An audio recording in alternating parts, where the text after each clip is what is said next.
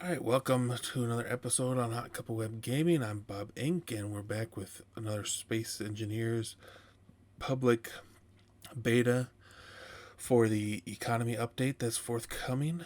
Kind of pick up where we left off from the last video, which was finishing the contract for the 800 some steel plates for $1 million space credits. So I complete that contract. And then I go to buy another ship, and actually we end up buying a rover. And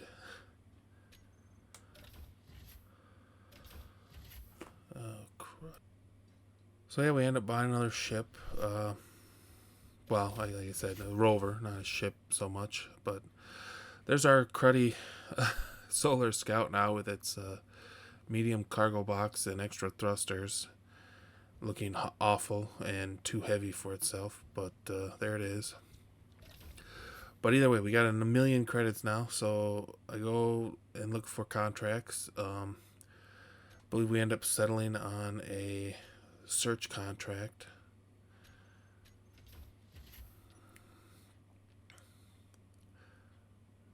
Oh yeah, I'm trying to deposit my space credits. You have to deposit them from the store, and then if you just do the cashback option at the bottom, or no, wait, what is it? I think you have to do, yeah, I think you put your cashback number, your number in the cashback box, and then click deposit, and then it deposits your space credits you might have on hand. So it looks like the ship's refreshed after I don't know if it was after I bought one or just every so often, but there's this cool little Hydro Scout rover we end up buying for 600,000 space credits. And here's where you punch in your money here. You can also sell items if you have them. We didn't really have anything extra to sell. But if you bring them items, you can sell them for whatever the price is. It's station dependent. You can't just really bring them anything.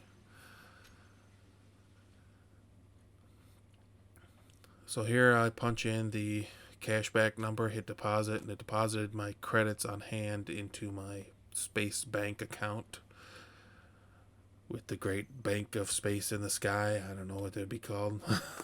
I'm sure something grand with the word space in it. So then I go look for another contract, and like I said, we settle on a search contract, which involves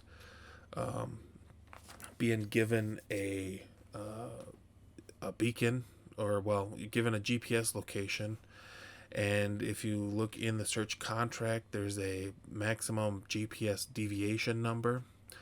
In that case, on the screen right there, it's 750 meters.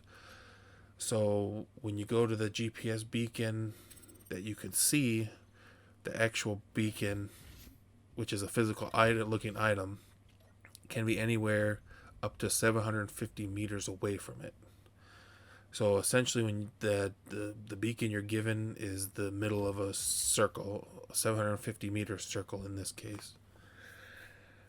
And from there, what you do is you got to wander around the circle and find the beacon, which is just a tiny little block with a blinky light on it. Here I was trying to play with recharging the batteries, because I figured I'd put it on recharge while we're gone, but that wasn't a possibility in the station. But here's our new Hydro Scout, and before I take off on the Scout, I swear I know how to drive and fly the ships, but sometimes I like to have a little too much fun. Mad Pollock, I guess this part coming up is for you. You might want to start holding your sides now. We do get a little crazy with the Scout. The sucker had had hydrogen thrusters underneath that were set to just auto fire when you turned them on. It did have some parachutes. It also didn't have any kind of speed controls on it, so we get going a pretty good clip here right out of the gate. And then the the terrain has different ideas for us. So I hit a little dip here, and we end up blowing off. I tried throwing the thrusters on. We end up blowing off the rear tire. At which point I figure, screw it. I just kind of turn the thrusters on and point us at the in the direction of the beacon, and we end up flying our rover over there. The Earth planet seems, I don't know, it almost seems to be the worst to drive vehicles on, because there's always seems to be, I mean, if you're in a desert, I guess it's okay, but in all the mountain regions, it's next to impossible to drive a rover around, because of all the crevices and all that. You either constantly have to build ramps or mine out gaps to drive through, or you end up doing like quadruple switchbacks just to get down a slight elevation. Like I like the difference in the terrain, but it's kind of crazy. You can't really do anything other than what I'm doing now to get past some of it, especially in the mountain region. Like I said, in the desert region, it's not as bad, so maybe it's just not as big of a complaint, but I always find them to be kind of useless. I mean, that's like the rovers on the moon end up being mostly useless because of how deep a lot of the craters are, that you almost need like a new rover for every crater, unless you want to, again, put thrusters on your rover, at which point, what's the point of the wheels? Luckily, this one came with a gyroscope and ice and hydrogen in it. It's got 2 hydrogen engines on it, which was kind of cool. It really doesn't have much in the way of steering, because it really just only has the 2 hydrogen thrusters on it. Now for the fun part of landing, I slowed myself down by pointing the other direction, and then went into a free fall and just decided to fire off the parachutes, which allowed us to slowly fall to the ground. The only problem is it only came with 1 set of parachutes, so this was our only option to use the parachutes. But you can see the orange beacon there. I wish you could colorize your own GPS beacons. That would be nice if you could colorize,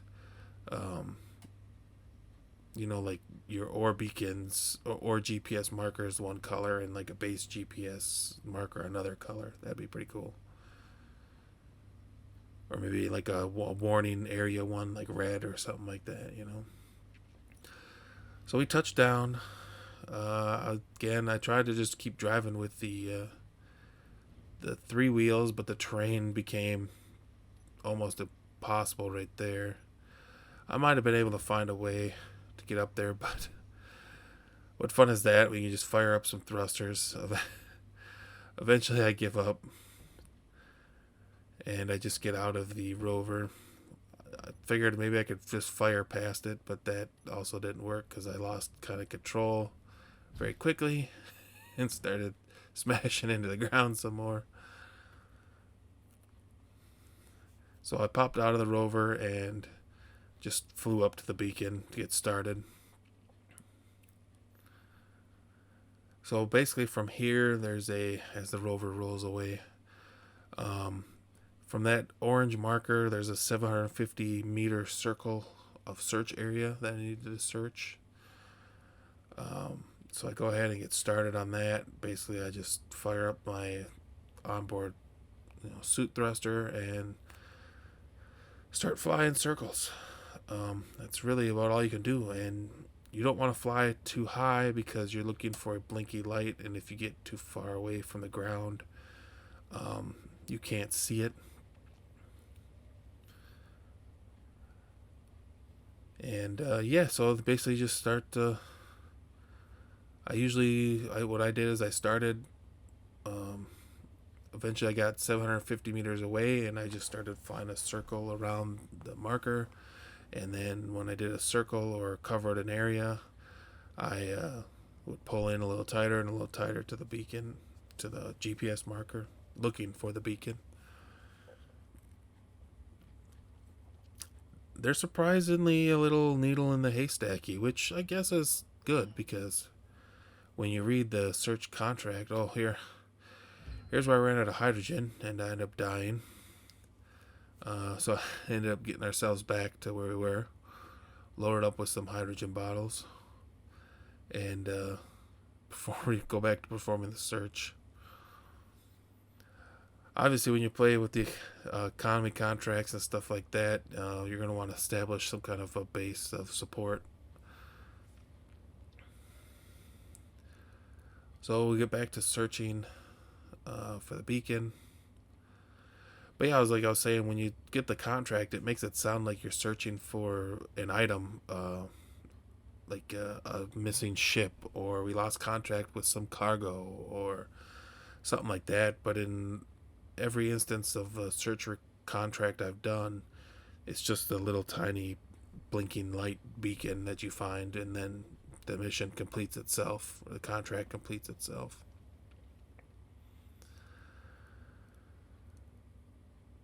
So yeah, I'm just flying around. I'm looking for the beacon. Um, like I said, it has a little flashing light on it. But again, if you get too high from the ground, you can't see it. Again, I don't know if that's partly my render distance or an aspect of the game itself. Either way, it creates a challenge because you can't just fly up, say a kilometer and look down for a blinking light, which is fine. The contract shouldn't be super easy. You should have to take a few minutes to actually, search the area to find it. So I catch it out of the corner of my eye here. You can see it's a little tiny blue flashing light.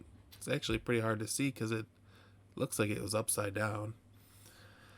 But all you do is walk up and it pops off into the great beyond, and contract is complete.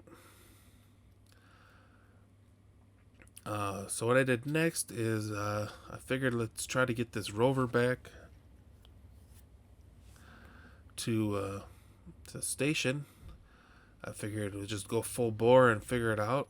And I thought I had an idea that if maybe if I played with a gyroscope, I could, since the rover has a gyroscope, I could lock the gyroscope, and it would allow me to drive on the three wheels without the fourth post dragging on the ground.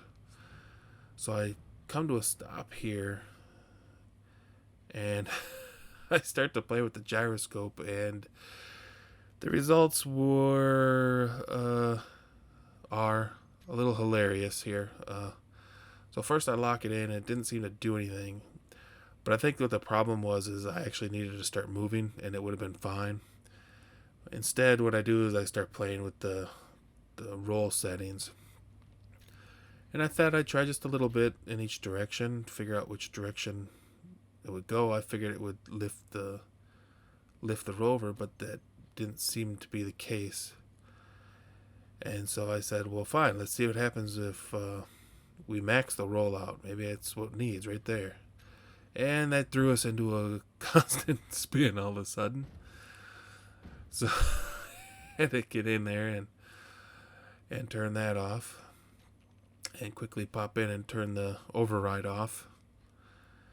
And I settled on a -127, and when I started driving, it seemed to do the trick. As you can see, that fourth wheel stopped dragging on the ground. But what it also did is it also kind of left us in it's not a float because we don't have any hydrogen left, but that's the best way I can describe it. It almost kind of made us feel like you're driving in a lower gravity because we kept getting airborne a lot more often. But some of that had to do with my high-speed driving. So yeah, I just hammered down and as best we could anyway, and I was trying to drive along nicely to a degree. I wasn't purposely trying to smash the ship up, but as a history, and you'll see here in a second, did not work out in my favor very well. So I tried to slow up on the hill, but then the hill became too big. And then all of a sudden, it kind of, I believe it cliff faces here. And then you also lose a little bit of control when you lock the gyroscopes. And I believe I end up clipping something and flipping the rover over. And without any ice in the ship to run the hydrogen thrusters, I wasn't able to flip it over, and I didn't really care because I had that ship waiting for me back at the station. So we got to what I thought was some flatter ground, but there still turned out to be some of the hillsides here, and well, we're going along pretty good. We got a good 40 meters a second, whatever the measurement is, and we blew our back tire on the landing there, our other back tire. And here's where we landed upside down. And we lost the gyroscope, so we had no means of flipping it back over, even with a gyroscope override, because the override was gone.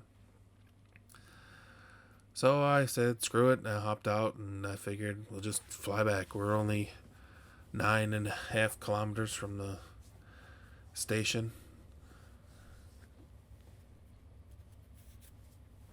So we got back to the station, and I decided we'd head off in a direction and see if we couldn't find another faction and another station. So I hopped in our ship and I unlocked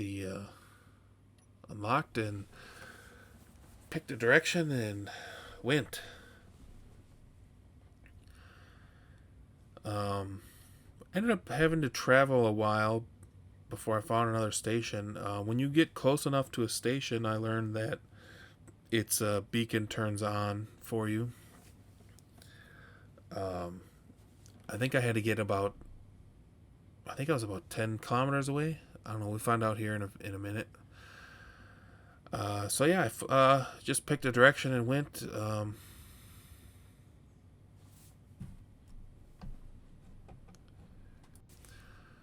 So yeah, we're flying along here, and I was turning the ship to catch the solar panel, because as you notice, I realized we only had a few minutes of power left.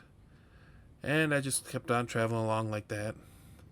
And I was playing around, looking around with the camera, because I wasn't sure how I would see the next station, and all of a sudden, bam, station popped in. Now we'd traveled, I don't know, almost 35 kilometers at that point. And it was at that point I realized I had less than a minute of fuel left, and we still had to travel 10 kilometers to get to the station. And that was not a good combo, because it was not enough power to reach the station, which then led to the next incident, I guess we can call it. Here I was looking at the new faction. It was the SAAT, the Sacred Arts faction. Surprisingly, they actually deal in selling ships. So as I was flying up, it was probably a bad idea to pop into the menu, but because we're now down to 20 seconds of fuel, I was trying to fly in different directions and turn the thrusters off to get more distance, but we ultimately ran out of juice, and we're in a free fall now. And buckle your seatbelt, because we're about to make a hard landing. I was able to pop out of the cockpit. It looks like the cockpit survived. I did tip it so it hit the solar panel first, which obviously blew off immediately. And so we end up leaving the wreckage there. And so we take off on jetpack and go check out the other station. See if it looks any different, because the first station looks just like the station we found in the last video we did. And this station does look different. It actually looked kind of cool. It almost looked like a ship that had been adapted to a station. at least a ship shape anyway. It had some two side bays on it, two side landing bays there for you, and yeah, it seemed a little bit grander than the last one. All the screens just say online. I don't know if they'll change that when it goes live finally. But again, the usual stuff. You got crew quarters with tables and armories and kitchenettes and plants. Some ladders that lead up to more crew quarters. And there's our store block, and there's some of the ships that they were selling. Some of the same ones, a couple of different ones. I don't remember the PU4 buggy before. The freighter looked different than the one that was in the other one. There was a rescue rover, which obviously I need several of them following me at all times. But at $8 million a piece, that wasn't going to happen. So, and then I scrolled through the parts that you could sell to them, but I only had hydrogen bottles on me, so that wasn't really an option of anything. And I went and checked out the contracts, and I kind of thought all the contracts are pretty much the same. I don't know if there would be more hauling contracts on space ones or not. But this one did have a hauling contract that was only 149 kilometers away, which compared to all the other ones, which were in the, tens of thousands of kilometers away, it was an improvement. But so yeah, I scrolled through the contracts. It was acquire some silicon, acquire some thruster parts, or more steel plates. Like I said, the amount varies depending on what the item is they want you to collect. Like collecting 44 hydrogen bottles is worth $500,000, which isn't bad, provided you can easily produce hydrogen bottles. There were no bounties. I think you need to have other players to have bounties. I didn't have any escort contracts. I basically had acquisition, hauling, and search. I didn't have any repair contracts either, oddly enough. I don't know if some of the contracts depend on the faction. Like, I don't know if a builder faction would have repair contracts, whereas the ship maker ones don't. But I don't know, I accept the hauling contract. It gave me a little cargo box, and I suppose I could set off for a 148 kilometer jetpack ride since I didn't have enough money. Instead, I settled for checking out the rest of the station. It's laid out pretty cool. You got some armory and lockers around. You can't get into the lockers. But there's its oxygen setup, which is kind of neat. Got 2 tanks and a little air vent down there. And the station kind of kept going up.